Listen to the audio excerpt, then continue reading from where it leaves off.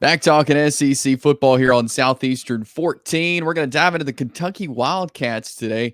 Aaron Gershon will join us to break down the Wildcats. But first, got to remind you about Bet Online, your number one source for all of your summer sports this season, from MLB to golf to NBA to NHL. All the latest stats, news, and scores available to you to follow your favorite teams. So you can get the latest odds and lines, including the latest team matchups, player props, and odds on just about every sport out there. Head over to the website or use your mobile device to get on the action. Bet online where the game starts.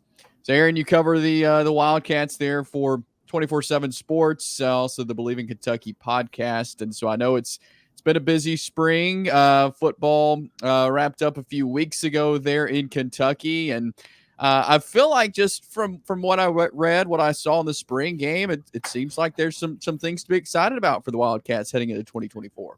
No doubt about it. I think it starts on the defensive side of the ball, especially with the front seven, right? I think Deion Walker, everyone is kind of a household name at defensive tackle, 6'6", all of 340 pounds, and just does not look like, when he moves around, he just looks like he's an edge rusher. He's just got elite speed, elite get off, and it starts with him and that defensive line, and behind him at the linebacker position, adding Jamin Dumas-Johnson, a former All-American from Georgia, bringing back Derek Jackson to pair with him at the inside linebacker position, bringing back J.J. Weaver on the edge. I mean, they have a really, really solid front seven on the defensive side of the ball. Offensively, I think their wide receiver room is top to bottom one of the better ones of the Stoops era. Obviously, Barryon Brown and Dane Key now going into year three. Both of them kind of went through some sort of sophomore slumps at times last year, but both ended on a high note, I thought, especially Key.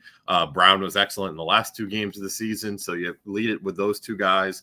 You had Jamori Macklin, a 1,000-yard receiver at North Texas, who started his career at Mizzou. You feel really good about those three and some of the depth they have behind them at receiver. They always seem to find an answer at running back, so you bring in Chip Trainum, the transfer from Ohio State, and then at the most important position of quarterback, I thought, from what I saw, Brock Vandagriff had a great spring, and he's a guy who was obviously a part of a winning program at Georgia, knows what it takes to win. Obviously we have to see him on the field and see how it goes, but this guy was a 5-star recruit, ranked just under Caleb Williams, Quinn Ewers, and a couple other Drake May in that 2021 quarterback class. So he's finally going to get his chance to start. I've only heard good things, so we'll see how that goes. But there's definitely some reason for optimism. I want to go back to defense for a second. Obviously, Kentucky in the SEC, you're playing really good offenses every single week, and I feel like a lot of these teams, and you just add Texas and Oklahoma to that, and it's really good offense. What is it about this Kentucky defense? What do they need to do this year to help the Wildcats be successful in 2024? Yeah, they're going to need more out of the secondary. I think they have a great cornerback in Maxwell Harrison, where what you're going to get on one side of the field, but you're going to need someone across the field from him, someone in the slot, and then kind of a bounce back years from the safety room. I think at the other outside cornerback spot, if I had to guess right now, it'd be the Michigan transfer DJ Waller, who they just got coming here after spring ball, guy who played a little bit with the ones during spring practice up in Michigan, transfers in. I could see him starting outside. He'll probably battle with JQ Hardaway there. And then Jansen Dunn had a really good spring in the slot. He started his career at Ohio State.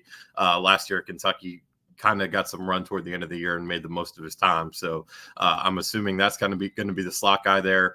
And then at safety, they're 4 deep in that room, but the problem was both Jordan Lovett and Zion Childress kind of struggled last year. Lovett was banged up, so that was part of that. But Childress is a guy who I thought could have played a lot better, started to heat up toward the end of the year and play more like his 22 self.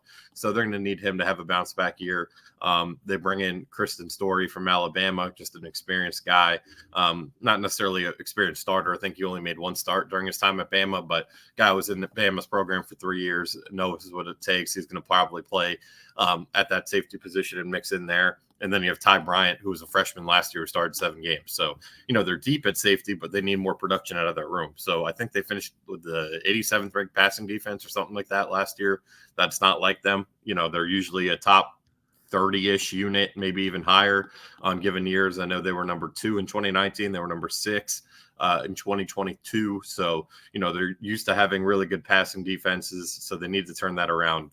And if they do, like I was saying, with that front seven, you have a chance to have a really special unit. Yeah, for sure. And moving over to offense, you mentioned Brock Vandagriff, a guy who has been in a winning program and is going to seek to bring that to Kentucky. And you mentioned the wide receiver room as well. Just during the spring, is there any concern of the receivers and Vandagriff being on the same page? Have they looked well during the spring? From everything I've heard, now we only got to watch a part of an open practice, and then the spring game was a little watered down because they were so banged up on the defensive line. Nothing like that's going to affect the season, it doesn't sound like. But so we didn't, there was no tackling. We did get to see, 11 on 11s, but, no tackling to the ground. But from everything I've seen and heard, I've only heard positive things. And I think Brock Vandagriff in the spring game showed some escapability with his legs for sure. When plays broke down, he was on the same page with Dane Key, Barryon Brown in that spring game. Jamori Macklin didn't practice this spring, just coming back from an injury. But I know that was a guy that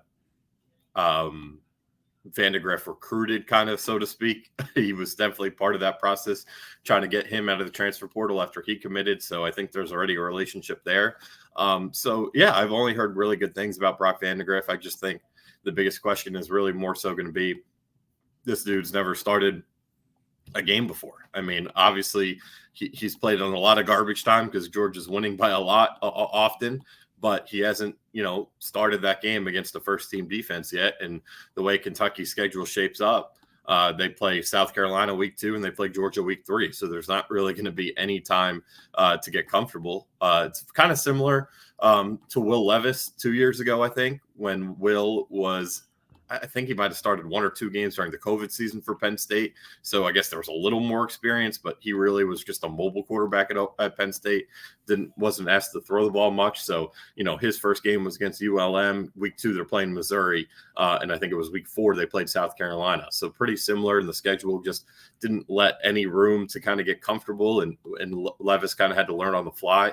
I think it's going to be very similar here with Vandagriff, and Kentucky would definitely take a Will Levis like first year from him. So we'll see how it goes. But I've only heard positive things. I'm impressed with him every time he speaks. You definitely could tell he's been around a winning program and understands what it takes. So we'll see if that translates on the field.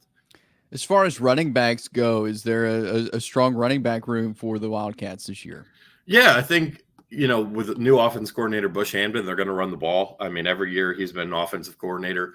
He's had at least 1 1,000-yard rusher. So it's going to start, I think, with Chip Trayanum, transfer from Ohio State, who hasn't, been the feature back of an offense, but has been a very productive, change of pace secondary back. 373 yards at Ohio State last year, had that game-winning touchdown against Notre Dame, did some good things. He's kind of a guy that the staff has known for a long time. He was a 4-star guy out of Ohio, went to Aaron. So he's probably going to get a chance to be the feature back. Behind him, Dame-Sumo Karmbe comes back. He's a guy who's more of a receiving option, a guy who you could really throw the ball to out of the backfield. I think he's going to probably get more run than last year when Ray Davis just kind of took a grip on that room and didn't really let anyone, and there wasn't really much room for anyone else the way he was going last year. So I think that that Chip Trayanum and Dame-Sumo Karmbe will be the 2 guys who kind of take the bulk of the load. Jason Patterson is a true freshman who had a really good spring. Kentucky's had pretty good success with true freshmen at running back. We saw it with Benny Snell. Patterson's even wearing that 26. I don't know if that means anything, but he did have a really good spring, and we've only heard really good things about him. So, it's not, I wouldn't say it's a loaded running back room where you know what you're going to get with each guy, but there's definitely a lot of talent there. And you have an offensive coordinator and you have a head coach, for that matter, who are going to be committed to running the ball. They did try to go get Penny Boone out of the transfer portal when he quickly left Louisville.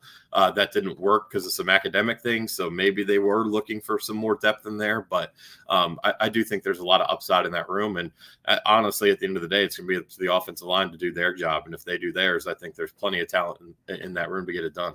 That's what I was going to ask you next. What's going on with the offensive line, and how are they shaping up to be as we look post spring now? Yeah, so 2022 they struggled mightily. I think they gave up 47 sacks, which was the second most among Power 5 teams. Last year was better in pass protection, a lot better. I think only gave up 18 or 20 sacks, but they struggled in the run game, no doubt about it. And Ray Davis having an 1,000-yard season despite that made it all that more impressive what Ray was able to do. So they need to get more physical. They need to get better. I think that's why they brought back Eric Wolford as the offensive line coach when, Alabama went through the coaching change. I just think he's a high intensity guy where, Zach Yenser the last 2 years as the offensive line coach was more of he wasn't a rah-rah guy. He wasn't loud in your face. He was just kind of a player's coach, and I think they just felt they needed that extra push at that coaching spot. Wolford was obviously the offensive line coach here at Kentucky in 2021 when that unit had an outstanding year. He did inherit a lot of those pieces, but he got the most out of them at the same time. So this year, we'll see how that translates. They do bring back, the bulk of their starting lineup. They bring back Marcus Cox, who's a seventh-year player, multi-year starter at Kentucky. Will be his second year. He was at Northern Illinois for 5. Tons of experience under his belt. He had a great year at left tackle for Kentucky last year. Eli Cox, the guy who's been in this league for 6 years now, going to be, I believe, a third or fourth year starter. He's back at center. Tons of experience under his belt. And then at the guard positions, I think Jagger Burton started last year. I think it's still going to be a bit of a competition at left guard. He kind of struggled. Dylan Ray played a bunch last year, so we'll see what happens there.